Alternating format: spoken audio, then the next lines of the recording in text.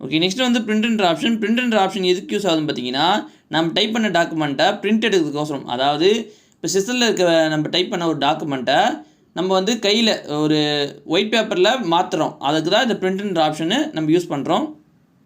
Okay, நம்ம டாக்குமெண்ட்டை எப்படி பிரிண்ட் எடுக்கணும்னா, அதுக்கு நீங்கள் ஃபைலுக்கு போயிடணும். ஃபைலுக்கு போயிட்டு பிரிண்ட்டுன்னு ஒரு ஆப்ஷன் இருக்கும், அதை கிளிக் பண்ணுங்கள்.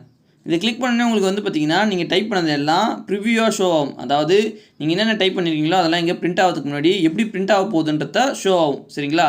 அதெல்லாம் நீங்கள் பார்த்துட்டு நீங்கள் நெக்ஸ்ட்டு இங்கே வந்து பிரிண்டர்னு ஒன்று இருக்கும். அதாவது நீங்கள் என்ன பிரிண்டர் கனெக்ட் பண்ணி வச்சுருக்கணும். இந்த பிரிண்டரு நீங்கள் என்ன பிரிண்டர் யூஸ் பண்ணுறீங்களோ அந்த பிரிண்டர் கனெக்ட் பண்ணி வச்சுக்கணும். இதில் ஆட் பிரிண்டர் இருக்குது பார்த்தீங்களா, அதை கொடுத்தீங்கன்னா உங்கள் பிரிண்டர் இங்கே கனெக்ட் ஆகிடும். சரிங்களா?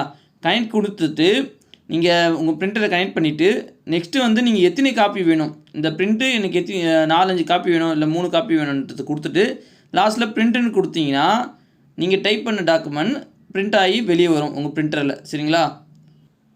இங்கே பிரிண்டர்ன்றது ஆல்ரெடி கனெக்ட் பண்ணி வச்சுருப்பாங்க. உங்களோட பிரிண்டிங் மிஷினை வந்து ஆல்ரெடி இங்கே கனெக்ட் பண்ணி வச்சுருப்பாங்க. ஒருவேளை கனெக்ட் பண்ணல அப்படின்னா மட்டும்தான் நீங்கள் வந்து அந்த ஆட் பிரிண்டர்ன்றதை கிளிக் பண்ணி உங்கள் பிரிண்டரை செலக்ட் பண்ணுற மாதிரி இருக்கும்.